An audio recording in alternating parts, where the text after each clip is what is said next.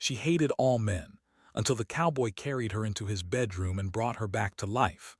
Rain poured heavily over the small town that evening, turning the dirt roads into slippery streams of mud.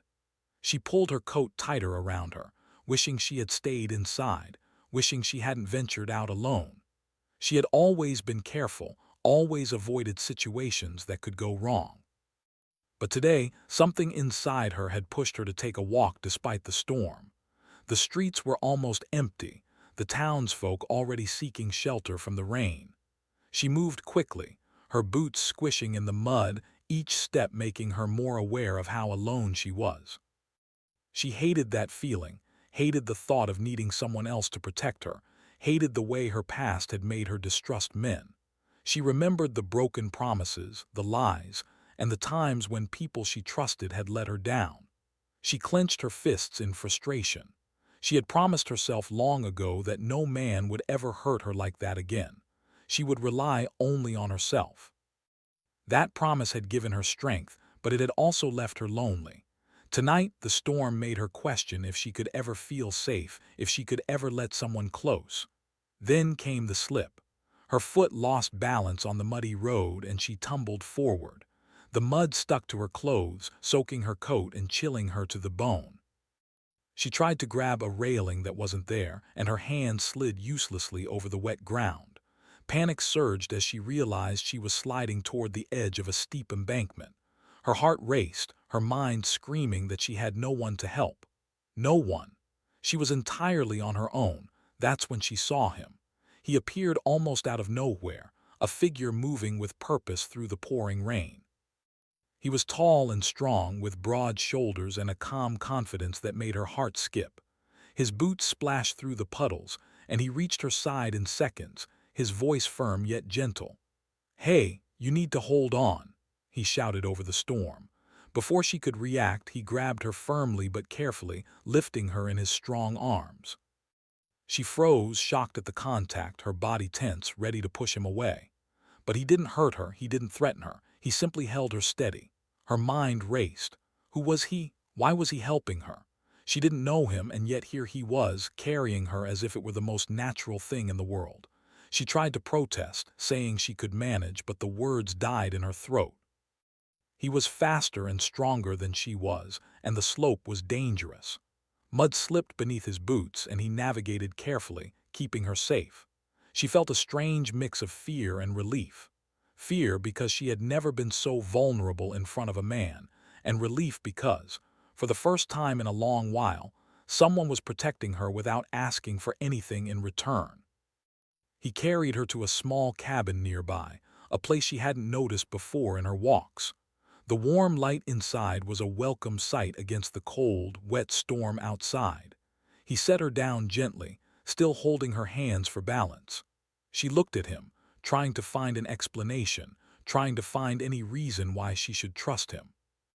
But his eyes were steady and honest, and his calm presence made her body relax just slightly. She couldn't deny it, she felt safe. "Are you okay?" he asked. His voice was soft now, no longer the urgent tone from the road, just a steady concern. She nodded quickly, embarrassed that she might have looked helpless. She hated that she felt this way, hated that someone else's touch could make her heart pound like this. She didn't want to like him, she didn't want to need anyone. He noticed her hesitation but didn't comment on it. Instead, he went to fetch a towel and some dry clothes. "You're soaked," he said simply. "You need to warm up." She didn't argue. Somehow, she knew that arguing wouldn't help.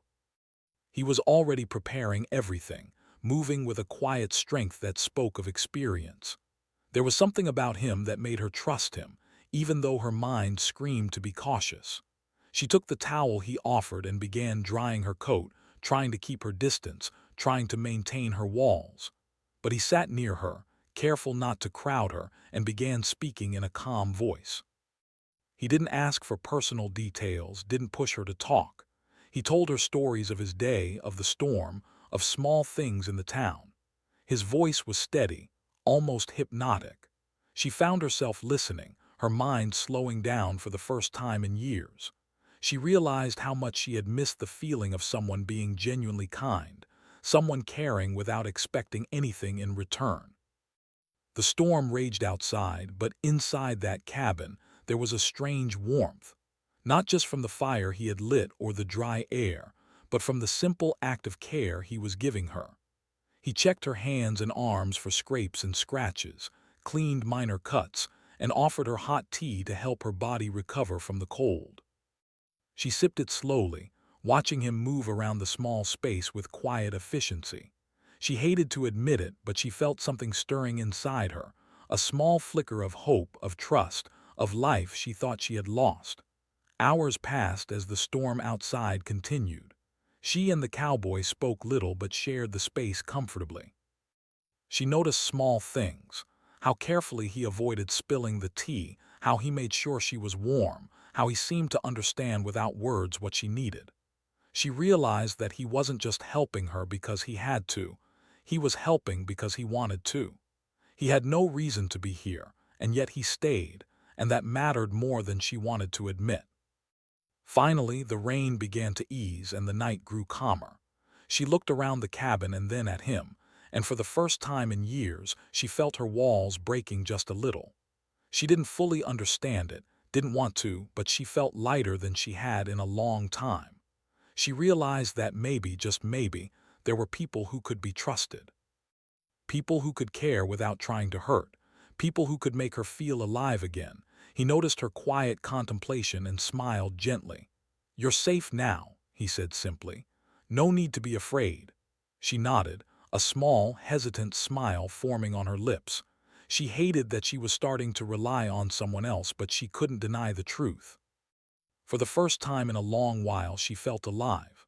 The night ended with her sitting by the fire, wrapped in a blanket, sipping the last of her tea. The cowboy moved around the cabin, giving her space but remaining near. She felt the warmth of the fire, the calm of the cabin, and the strength of his presence.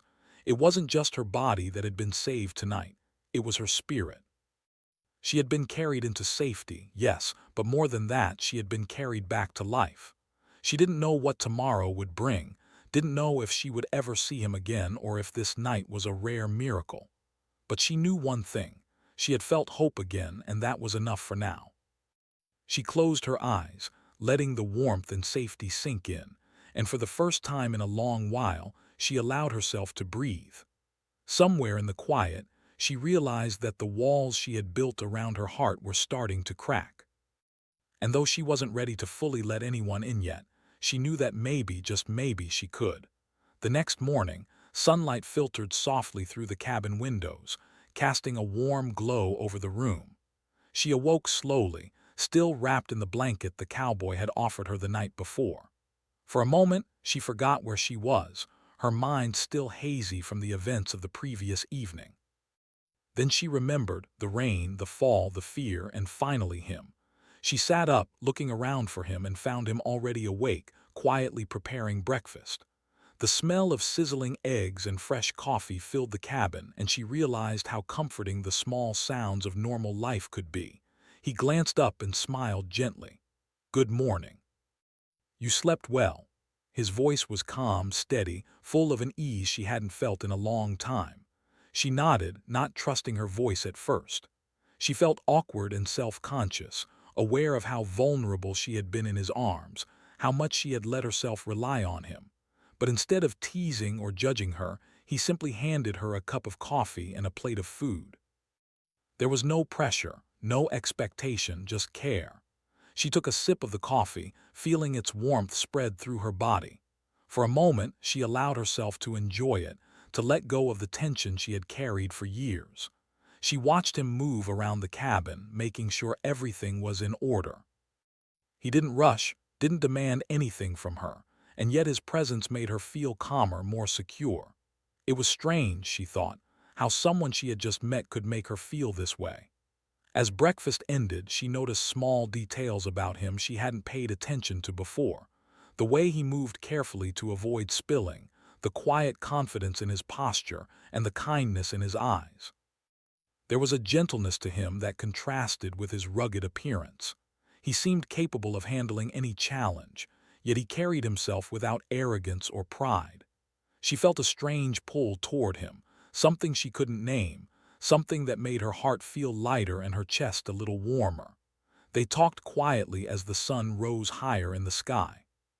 She shared small details about her life, things she would normally keep to herself. He listened without interrupting, without judging, responding with understanding and encouragement. She realized how rare it was to find someone who could listen without expecting anything in return, someone who didn't try to change her or push her beyond her comfort. His patience was a balm to her weary heart. Hours passed, and they moved outside as the storm had finally ended. The air smelled fresh, earthy, and clean, and she could hear birds singing in the distance. He guided her gently through the muddy paths, making sure she didn't slip again. She felt a strange sense of security walking beside him, a trust she hadn't known she could feel. It was uncomfortable and new, but she didn't want to push it away. She found herself relaxing, even laughing at small things he said, enjoying his company more than she thought possible. As the day went on, they worked together on small tasks, clearing fallen branches, tidying the cabin, and preparing a small fire for the evening. He taught her simple things without being condescending, explaining how to handle tools, how to move safely through the woods, and even how to light a fire efficiently. She realized she was learning, not just practical skills, but lessons in patience, resilience, and quiet confidence.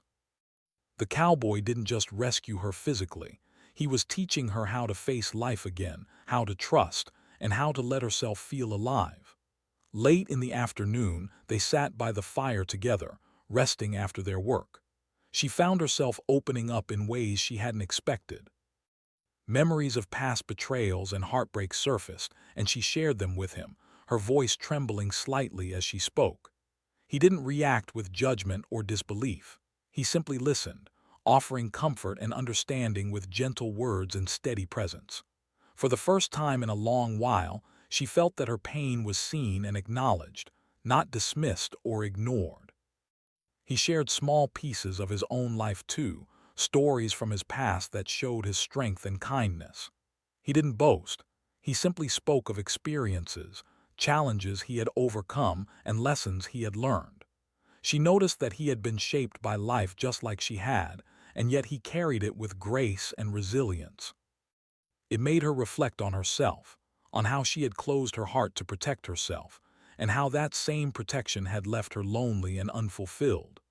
As the sun began to set, painting the sky with shades of pink and orange, she felt a warmth she hadn't felt in years. It wasn't just the fire or the physical warmth of the cabin. It was the warmth of connection, trust, and understanding. The cowboy had given her something far greater than safety. He had given her hope, a spark that reminded her that life could still be good, that people could still be kind, and that trust could exist once more.